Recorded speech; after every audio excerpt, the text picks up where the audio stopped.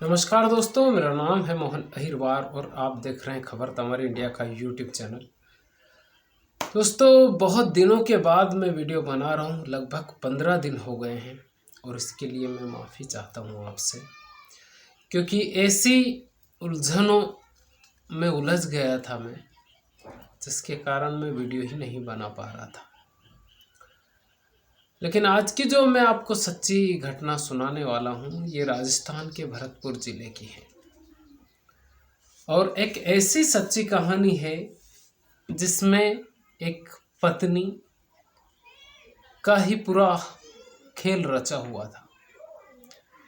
राजस्थान के भरतपुर जिले के नदबई थाना क्षेत्र के बधिरा गांव में एक व्यक्ति का रात में कत्ल होता है और कत्ल ऐसे किया जाता है कि कातिल पकड़ाता ही नहीं है, क्योंकि उसकी जो हत्या हुई वो गला दबाकर हुई।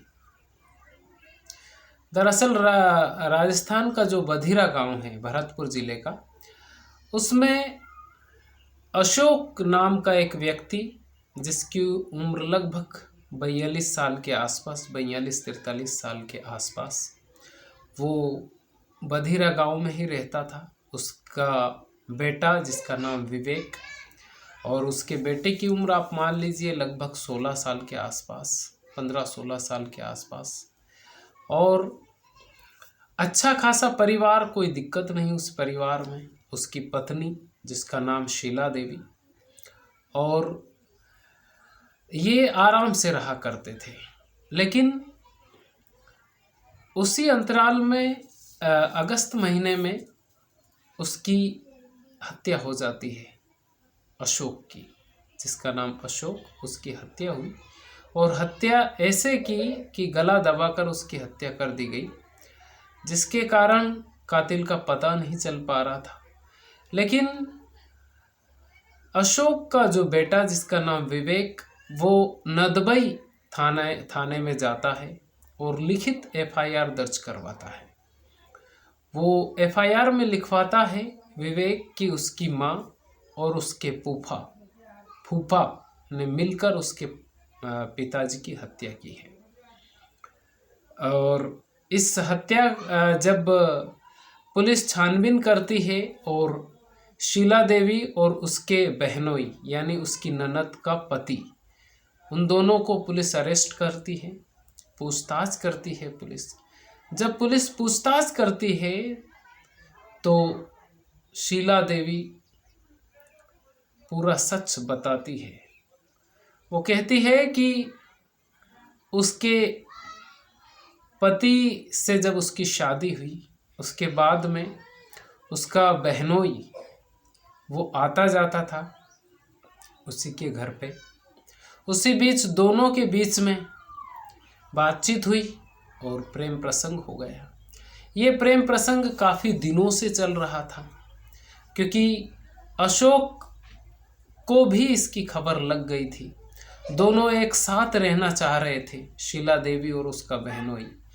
लेकिन बीच में अशोक आड़े आ रहा था, रास्ते का कांटा था। इन दोनों उसने कहा कि उसके बहनोई ने और शीला देवी ने मिलकर प्लान बनाया कि अशोक को रास्ते से हटा दिया जाए। एक दिन ये घर में ही सो रहा था और जब ये सो रहा था, उसी वक्त उसके बहनोई को शीला देवी ने बुलाया और उसकी गला दबाकर हत्या कर दी। बहनोई उसका वहाँ से चला गया और ये जब सुबह उठी तो इसने फिर सब लोगों को बताया कि ऐसा ऐसा हुआ। ये चिल्ला चोट, मालूम ही है आपको कि जब कोई कातिल होता है तो कितना बचने के लिए कितना हंगामा करता है। सेम शीला देवी ने किया, लेकिन उसके बेटे को, विवेक को, पूरी चीज़ें मालूम थी, उसने बता दिया और उसका जो पति था अशोक, उसकी हत्या हो गई। आप सोचिए कि लगभग 15 से 16 साल का बेटा था शीला देवी का और अशोक का। उसके बावजूद शीला देवी के अवैध संबंध उसके बहनोई से बन गए। मुझे नहीं लगता कि इस तरह की जो औरतें होती है जिन्हें आप कैरेक्टरलेस बोल सकते हैं। वैसे शीला देवी और उसका बहनोई इस वक्त जेल में है और वो उम्र कैद ही हो जाएगी उन लोगों की, और होना भी चाहिए क्योंकि वो उसके पति की नहीं हुई।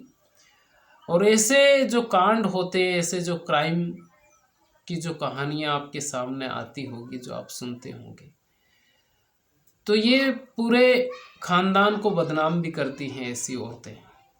उसके जो भाई बंधु होते हैं औरत के, और ख़ास तौर से अभी विवेक उसका जो बेटा है, सगा बेटा, उसकी कोख से उसने जन्म लिया है, उसको भी ये परेशानी आने वाले टाइम में आएगी कि ये कैरेक्टरलेस माँ का बेटा है और वो जेल में है।